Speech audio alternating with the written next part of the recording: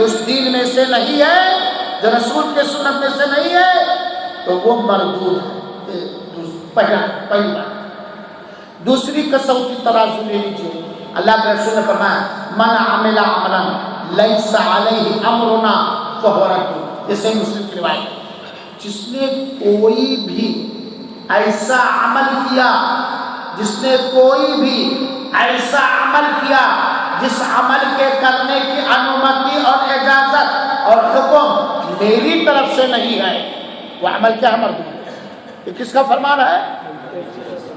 جس نے کوئی بھی ایسا عمل کیا جس عمل کے کرنے کے اجازت یا حکم میری طرف سے نہیں ہے، وہ عمل کیا ہے؟ مردود، ٹھکرا دینے کے لائق، وہ عمل قبول، اور جو عمل مردود ہے وہ سنت نہیں ہو سکتی، وہ عمل سنت نہیں ہو سکتا۔ یہ دو کسوٹیاں ہیں۔ اور آگے چلیے، عرباض بن ساریہ کی مشہور روایت جو مسند احمد کے اندر اور بہت ساری حدیث کی کتابوں کے اندر ہے۔ ایک موقع پر اللہ کے رسول اکرم صلی اللہ علیہ وسلم نے اپنے صحابہ کرام کو واعظ و نصیحت کی، جس سے دل پٹے ہو گئے، دہل گئے، آنکھوں سے آنسو بہنے لگے۔ صحابہ کرام نے کہا لگتا ہے اے آقا یہ الوداعی خطبہ ہے، تو ہمیں کچھ نصیحت کیجیے۔ اے میرے مسلمان بھائیوں، اے میری مسلمان ماؤں اور بہنوں، عرباض بن ساریہ رضی اللہ تعالیٰ عنہ کی یہ حدیث غور سے سنو، سمجھو۔ صحابہ کرام نے عرض کیا اے اللہ کے رسول اکرم صلی اللہ علیہ وسلم، لگتا ہے یہ الوداعی خطبہ ہے، اب آپ زیادہ دن تک دنیا میں نہیں رہیں گے، چنانچہ ہمیں نصیحت کیجیے، ہمیں وصیت کیجیے۔ آقا نے نصیحت کیا، آقا نے وصیت کیا، آقا نے تعلیم دی، رحمت للعالمین نبی رحمت نے یہ تعلیم دی، میں نے تم لوگوں کو روشن راستے پر چھوڑا، چمکتے اور دمکتے ہوئے روشن اور منور شاہ راہ اور راستے پر چھوڑا ہے، جس راستے کی راتیں بھی دن کی طرح روشن اور اجالا ہے۔ جو راستہ ہم نے چھوڑا ہے، اس راستے سے ہٹنے والا، بہکنے والا، بھٹکنے والا گمراہ اور برباد ہے۔ اور سنو، اللہ کے رسول کہتے ہیں تم میں سے جو آدمی زندہ رہے گا، تم میں سے جو آدمی زندہ رہے گا وہ بہت سارے اختلافات دیکھنے گا، سنے گا۔ یہی ایک اختلاف ہے، کچھ لوگ کہتے ہیں 12 ربیع الاول مناؤ، جس نے عید میلاد النبی مناؤ، اور کچھ لوگ کہتے ہیں بدعت ہے۔ اختلاف ہے کہ نہیں؟ تو اللہ کے رسول پیشین گوئی کی ہمارے بعد جو تم میں سے زندہ رہیں گے وہ بہت سارے اختلافات دیکھیں گے، اور جب امت کے اندر سیاسی، ملکی، دینی، سماجی، اجتماعی، مالی اسی طرح کا اختلاف ہو تو تم کیا کرو؟ تم اس وقت کیا کرو؟ تو اللہ کے رسول اکرم نے کہا علیکم بسنتی، تم میرے راستے کو لازم پکڑنا۔ اختلاف ہے، فلاں کہتا یہ، فلاں کہتا یہ، کیا کرو گے تم؟ میرا راستہ کیا کہتا ہے، میں کیا کیا، میں نے کیا کیا، میں نے کیا کہا، اسی کو پکڑنا، چاہے وہ کتنا بڑا پیر ہو، کتنا بڑا عالم ہو، کوئی بھی ہو۔ علیکم بسنتی، تمہارے اوپر واجب اور ضروری ہے میرے راستے پر چلنا۔ اختلاف ہو گیا کہ جشن عید میلاد النبی منایا جائے کہ نہ منایا جائے، دو گروپ ہو گئے، کچھ لوگ کہتے ہیں منایا جائے، اس کی دلیلیں بھی دیتے ہیں، کچھ لوگ کہتے ہیں نہیں منایا جائے، اس کی بھی دلیلیں دیتے ہیں۔ اب کہاں جائے؟ ادھر جائیں کہ ادھر جائیں؟ ہم نہ ادھر جائیں نہ ہم ادھر جائیں، ہمارے آقا نے جو کہا ہے، ہمارے آقا نے جو کیا ہے، ان کی طرف جائیں، انہی کی مانیں، انہی کے راستے کو اپنائیں۔ اور کس کے؟ وہ خلفاء راشدین المہدیین، ہمارے بعد جو ہدایت پانے والے، ہدایت یافتہ خلیفہ متعین ہوں گے، ان کے راستے کو تم لازم کرو۔ عضوا علیہ بالنواجذ، دانت کے چوبھر سے اس کو خوب تھام لو۔ یہ عرباض بن ساریہ کی روایت، گویا 3 اصول میں نے حق اور باطل کے سمجھنے کے لیے، سنت اور بدعت میں فرق کرنے کے لیے، سمجھنے کے لیے اللہ کے رسول کے زبان مبارک سے بیان کیا ہوا 3 اصول، 3 کسوٹی ہم نے دیا۔ اللہ کے رسول نے پہلی کسوٹی کیا؟ اگر کسی نے کوئی ایسی چیز گڑھ لی جو ہمارے دین سے نہیں ہے تو کیا ہے؟ مردود۔ جس نے کوئی بھی عمل کیا جس عمل کا ثبوت مجھ سے نہیں ہے وہ کیا ہے؟ مردود۔ جب اختلاف ہو جائے کسی چیز میں تو کس کے راستے کو لازم پکڑو؟ خلفائے راستے، اللہ کے رسول کے راستے، کیونکہ اللہ کے رسول کا راستہ یہ وحی سے متعلق ہوا۔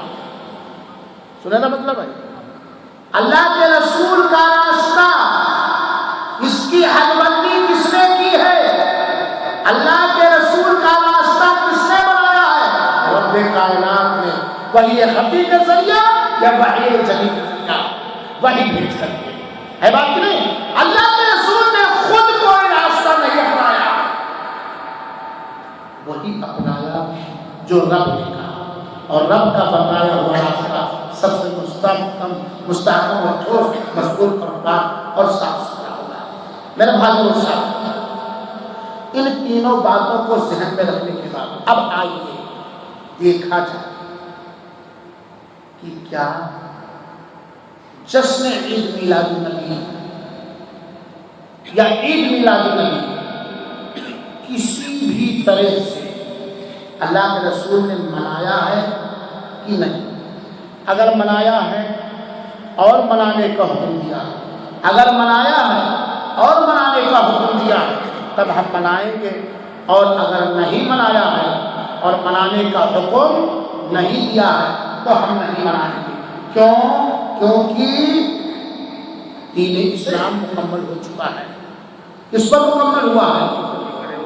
کس پر مکمل ہوا ہے؟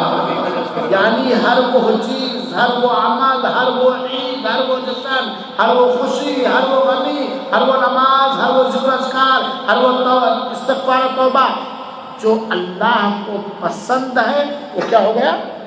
مکمل۔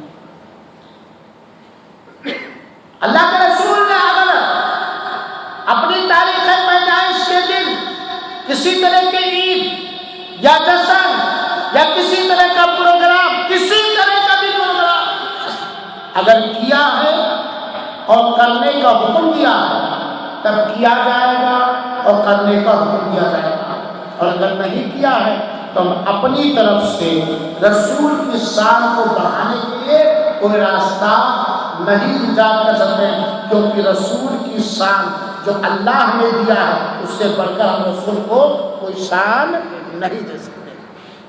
میرے مسلمان بھائیوں سے پہلی بات اس تعلق سے یہ سنیے اور سمجھیے، الرحیم المختوم استاد گرامی جناب مولانا صدر العباس مبارک پوری رحمۃ اللہ علیہ اور رحمۃ للعالمین جو سیرت کی ماہناز کتاب ہے، سید قاضی محمد سلیمان منصور پوری اور تاریخ اسلام جو اکبر شاہ نجیب آبادی کی ہے، اور سید ابن ہشام جو ابن ہشام کی کتاب ہے، ان چاروں کتابوں کے حوالے سے اس بات کو میں بتلانا چاہتا ہوں کہ اللہ کے رسول اکرم صلی اللہ علیہ وسلم سوموار کے دن پیدا ہوئے ہیں۔ کس دن؟ سوموار کے دن پیدا ہوئے ہیں۔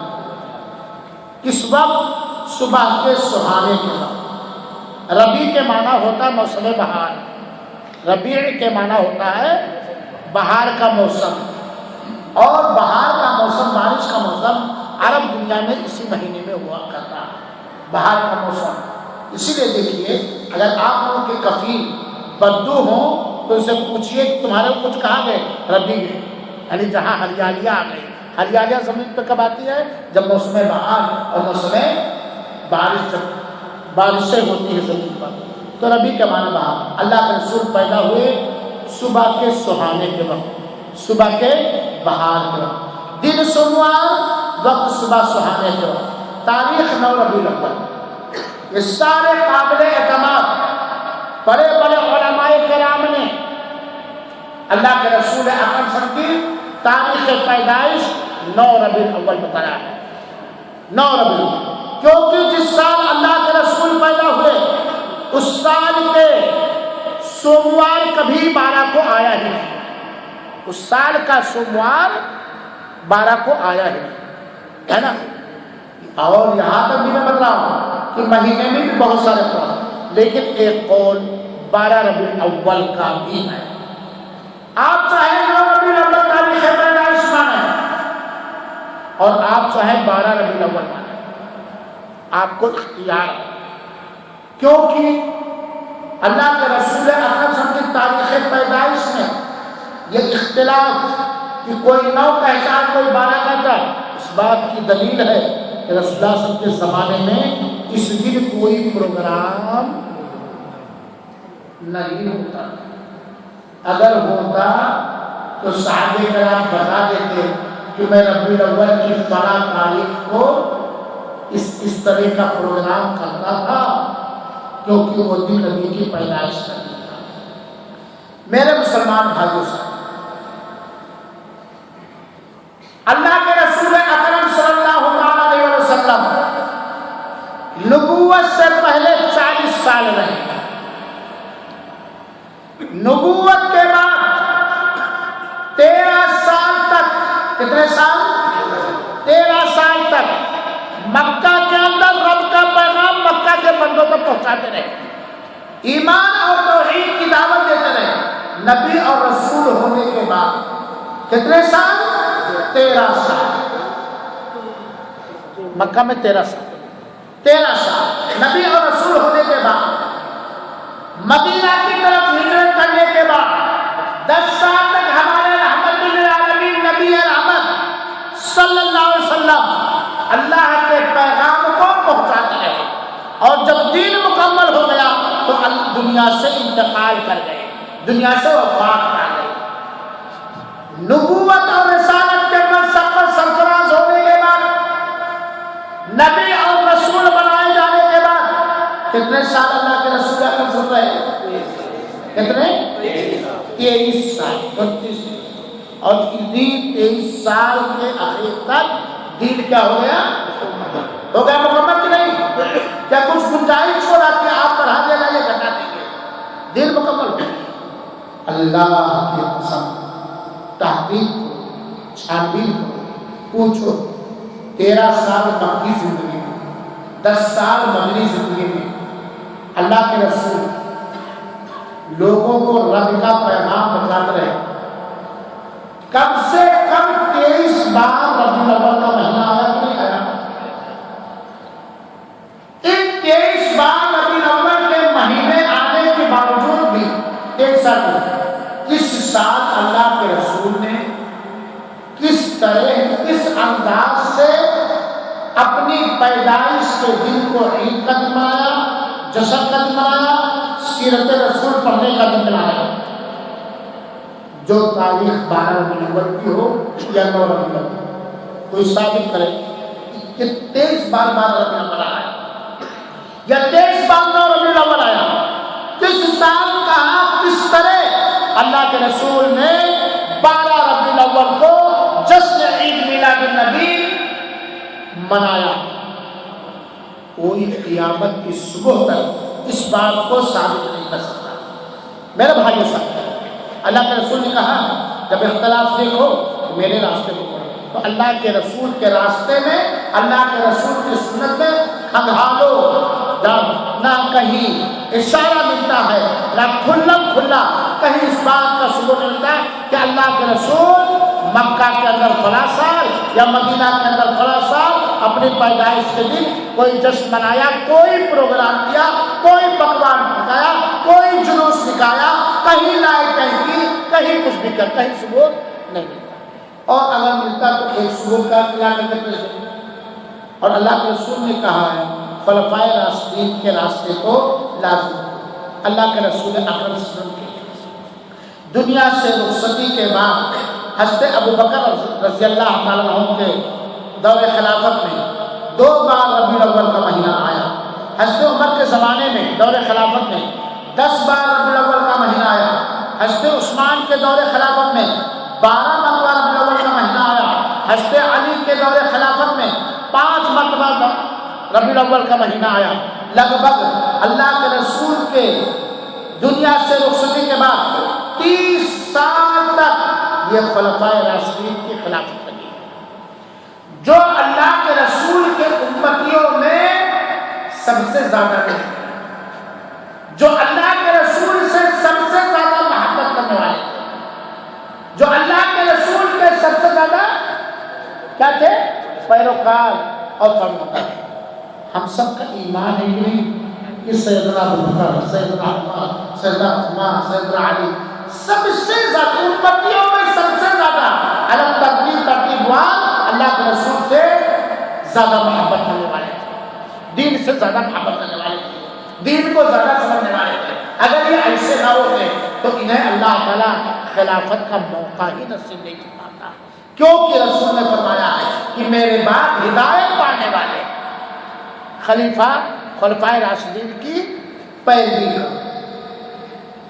ابوبکر، عمر، عثمان، علی رضی اللہ تعالیٰ عنہ کتنی بار جشن عید میلاد النبی منایا، یا 12 ربیع الاول کو یا 9 ربیع الاول کو کسی طرح کا کوئی پروگرام کیا مسلمانوں کے شان کو بڑھانے کے لیے، مسلمانوں کی طاقت کو دکھانے کے لیے، نبی کریم صلی اللہ علیہ وسلم کی سیرت کو پڑھنے کے لیے، اپنے بچوں کو نبی کریم صلی اللہ علیہ وسلم کی سیرت بتانے کے لیے کتنی بات کی۔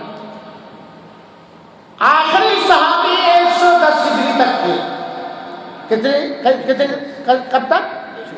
110 ہجری تک آخری صحابی تھے، 110 ہجری تک، 110 ہجری تک صحابہ کرام زندہ تھے۔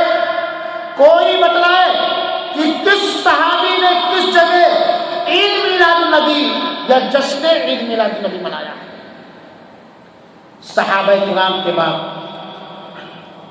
آئیے لے لیا جائے ائمہ کرام۔ امام ابو حنیفہ رحمۃ اللہ علیہ جو سن 80 میں پیدا ہوئے، 150 میں انتقال کیے، امام شافعی رحمۃ اللہ علیہ، امام مالک رحمۃ اللہ علیہ، امام احمد بن حنبل رحمۃ اللہ علیہ، یہ ائمہ کرام ہیں، یہ کیا ہے؟ دین کے امامان ہیں، امام ابو حنیفہ رحمۃ اللہ علیہ یا امام مالک یا امام شافعی یا امام احمد نے کہاں جشن عید میلاد النبی منانے کا حکم دیا یا کہاں منایا؟ ارے بھائی، نہ آپ کے رسول نے منایا، نہ خلفائے راشدین نے منایا، نہ کسی صحابی نے منایا۔ جن کی تقلید کر کے تم اپنے آپ کو حنفی کہتے ہو، مالکی کہتے ہو، شافعی کہتے ہو، حنبلی کہتے ہو وغیرہ وغیرہ، انہوں نے بھی نہ منایا۔ کیا ان لوگوں کو اللہ کے رسول کی فکر نہیں تھی؟ کہ ان لوگوں کو اللہ کے رسول سے عقیدت و محبت نہیں تھی؟ جب ان لوگوں نے بھی نہیں منایا تب منانا کیسے ثابت ہو جائے؟ سننا ذرا اس کو تحقیق کرو، چھانبین کرو، کوئی بتائے کہ ان لوگوں نے جشن عید میلاد النبی منایا۔ اب سوال یہ پڑتا ہے کہ جب اللہ کے رسول نے نہیں منایا، صحابہ کرام نے نہیں منایا، امامان دین نہیں منایا، تب یہ آج کیسے پھیلا ہوا؟ اللہ کے رسول 4 صدی ہجری میں جشن میلاد کے نام پر قاہرہ اور مصر کے اندر شیعوں نے، شیعی بادشاہ نے، فاطمی بادشاہ نے بہت سارے میلاد ایجاد کیا۔ جشن عید میلاد النبی، جشن عید میلاد علی، جشن عید میلاد فاطمہ، جشن عید میلاد حسن، جشن عید میلاد حسین، جشن عید میلاد حاکم وقت۔ یہ اللہ کے رسول کے 600 سال کے بعد مصر کے اندر، اربل کے اندر یہ خرافات ایجاد ہوئی، اور اسی وقت سے کبھی بجھی اور کبھی تیز رہی، اور آج تک یہ چیز نہیں تھی۔ لہذا میرے بھائی اور ساتھیو، اللہ کی قسم قرآن کریم کی کسی صحیح کسی آیت کریمہ سے، نبی کریم صلی اللہ علیہ وسلم کی کسی صحیح حدیث سے، صحابہ کرام کے کسی معمولی درجے کے صحابی کے عمل سے، ائمہ کرام امام مالک، امام ابو حنیفہ، امام شافعی، امام احمد بن حنبل رحمہ اللہ کے کسی فتوے یا فرمان یا عمل سے جشن عید میلاد النبی کا ثبوت نہیں ملا، بلکہ 400 سال تک اس کا کہیں پتہ لگا۔ 34 صدی ہجری سے پہلے اس کا کہیں پتہ لتا اور سراغ ہی نہیں تھا، لوگ جانتے ہی نہیں تھے، جانتے ہی نہیں تھے۔ چوتھی صدی ہجری میں 400 سال کے بعد ایک خاص فرقے نے امت کے اندر دراڑ ڈالنے کے لیے، امت کے اندر اپنی سوچ کو رائج کرنے کے لیے اس خرافات کو ایجاد کیا ہے۔ لہذا ہم مسلمانوں کو چاہیے کہ اپنے رحمت للعالمین نبی رحمت پر اتارے گئے دین میں پیمند لگانے کی کوشش نہ کریں، گھٹانے اور بڑھانے کی کوشش نہ کریں، اور اس کے اندر کسی طرح کی خیانت کی کوشش نہ کریں۔ اللہ رب العالمین سے دعا کہ اللہ تعالی ہم تمام مسلمانوں کو سنت رسول اکرم صلی اللہ علیہ وسلم سے عقیدت محبت کرنے، اس سے پڑھنے سمجھنے کی توفیق عطا فرمائے، اور نبی کی سنت کو اپنانے کی توفیق عطا فرمائے۔ آمین۔ وآخر دعوانا الحمد للہ رب العالمین، والسلام علیکم ورحمۃ اللہ۔